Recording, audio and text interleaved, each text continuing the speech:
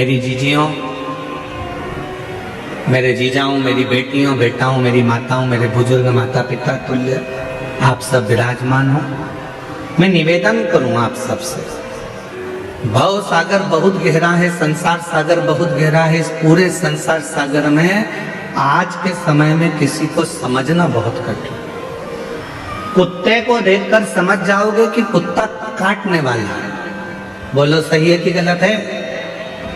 सांप को देखकर समझ जाओगे कि सांप डसने वाला है। शेर को देखकर समझ जाओगे कि शेर आक्रमण करने वाला है।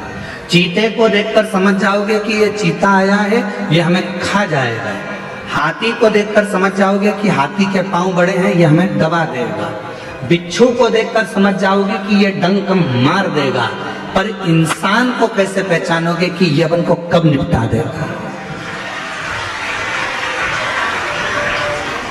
बिच्छू को पहचानना सरल है, सांप को पहचानना सरल है, शेर को पहचानना सरल है, कुत्ता को पहचानना सरल है।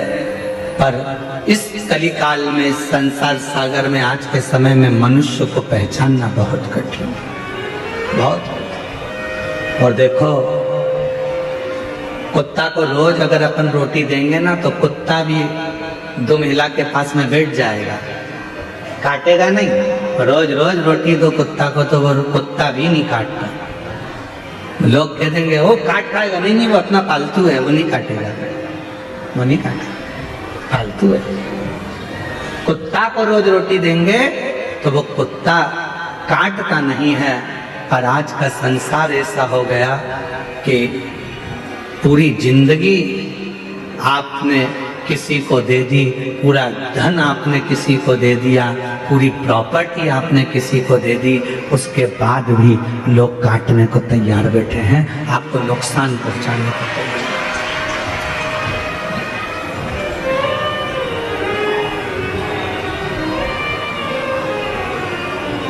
भोरे सो कोई नहीं रे, कोई नहीं रे, हीरा को परखयो राम, कोई नहीं रे। इस संसार सागर में परखने वाला नहीं मिल सकता। महाराज, बड़ा ध्यान देना पड़ेगा। आप कुत्ते को पहचान सकते हो कि यह काटने वाला है, बिच्छू को पहचान लोगे काटने वाला है, सांप को पहचान लोगे काटने वाला है, पर मनुष्य को नहीं पहचान सकते, मानव को नहीं। कब, कहाँ, कैसे, किस जगह पर नुकसान देगा ये आपको मालूम नहीं पड़ेगा। कब आपको तकलीफ देगा मालूम नहीं पड़ेगा, कब आपको कष्ट देगा मालूम नहीं पड़ेगा। तो क्या करें संसार सागर में? दुनिया मौके का फायदा उठाने के लिए बैठी है। मेरी जीजियों, आप सब मोबाइल चलाते हो, जितने बैठे हो ना सब मोबाइल चलाते हो। किसी की तारीफ हो रही होगी ना सोशल मीडिया पर, तो कोई उस पर कमेंट्स नहीं करेगा, कोई उस रील को आगे नहीं बढ़ाएगा। पर उसी सोशल मीडिया पर अगर किसी की एक बार किसी प्रसिद्ध व्यक्ति की बुराई चालू हो जाए तो फिर तो रील ऐसी वायरल होती है कि पूरी दुनिया में फैल जाती है। मतलब इस रील से आपको सीखना पड़ेगा कि दुनिया आपकी तारीफ सुनने के लिए नहीं बैठी है, दुनिया आपकी बुराई सुनने के लिए तत्पर बैठी है कि कुछ करे। और हम, कोई नहीं चाहता कि आप अच्छा काम करो, कोई नहीं चाहता कि आप किसी भी तरह से कोई श्रेष्ठ कर्म करें।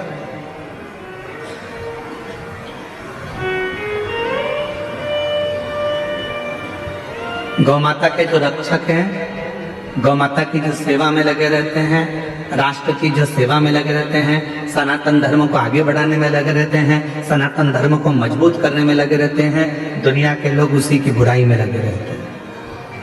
जितेंद्र जी, दुनिया की रीति है, आप तो इस क्षेत्र में रहते हैं तो आपको ज्यादा मालूम होगा कि जो सनातन को आगे बढ़ा रहा है जो धर्मांतरण को रोक रहा है या किसी भी तरह से वो गौ माता की सेवा कर रहा है, तो दुनिया के लोग उसी के पीछे पकड़कर उसी की टांग खींचकर उसी को नीचे गिराने में लगे रहते हैं। ये रीत है। आप देखना जितेंद्र जी, हम तो कथा करके चले जाते हैं, पर लोगों के स्मरण में वो चीज रहती है, बैठे वो स्मरण में। कोई अच्छी रील तुम्हारे सामने आएगी मोबाइल पर, किसी की तारीफ आ गई, उसने इतना अच्छा काम किया, कोई उस रील को आगे नहीं बढ़ाएगा। पर किसी बहुत प्रसिद्ध व्यक्ति की अगर कोई ने एक बार निंदा लिख दी, बुराई लिख दी, तो लोगों ने उस रील को वायरल करना प्रारंभ कर दिया। काकी जी देखो उनके बारे में क्या बोल रहे हैं, चाचा जी देखो वो महाराज के बारे में क्या बोला गया, काका जी देखो उनके बारे में क्या बोला गया। वो रील ऐसे वायरल होती है, ऐसे वायरल होती है। क्यों? क्योंकि दुनिया बैठी केवल तुम्हारी बुराई सुनने के लिए है, दुनिया बैठी केवल तुम में बुरा देखने के लिए है। पर शिव पुराण की कथा कहती है कि दुनिया के लोग कुछ भी कहें, शंकर भगवान को लोग शब्दों पर शब्द कहते रहे थे। ध्यान देना, भगवान देवताओं ने भी शिव जी को नहीं छोड़ा, खुद के ससुर ने भी शंकर भगवान को नहीं छोड़ा, दक्ष प्रजापति ने भी शंकर भगवान को अपशब्द पर अपशब्द कहे। साड़ू भाई था कामदेव, उसने भी नहीं छोड़ा। सती की बहन थी रति, कामदेव की पत्नी, उनने भी कहने में नहीं छोड़ा। जितने भी रिश्तेदार थे, जितने भी कुटुंबी थे, जितने भी लोग थे, सबने शंकर भगवान को अपशब्द किया। उसके बाद भी शिव जी ने किसी का बुरा नहीं करा और देवताओं के हित के लिए विष पी गए और नीलकंठधारी बन गए। किसी के लिए मेरे भोले बाबा ने, किसी के लिए मेरे शंकर भगवान ने एक शब्द भी नहीं कहा, क्योंकि शिव जी को मालूम था कि बोलकर बुरा होने से अच्छा है कि जो विष है ये देवता पिएंगे, संसार के लोग इसको ले लेंगे और बर्बाद हो जाएंगे। इस विष को मैं पी लेता हूँ और भगवान नीलकंठधारी हो गए। देवता केवल देवता रह गए और मेरे शंकर भगवान विष पीकर, देवता अमृत पीकर देवता रह गए, पर मेरे शंकर भगवान विष पीकर देवों के भी देव महादेव, देवों के भी देव महादेव।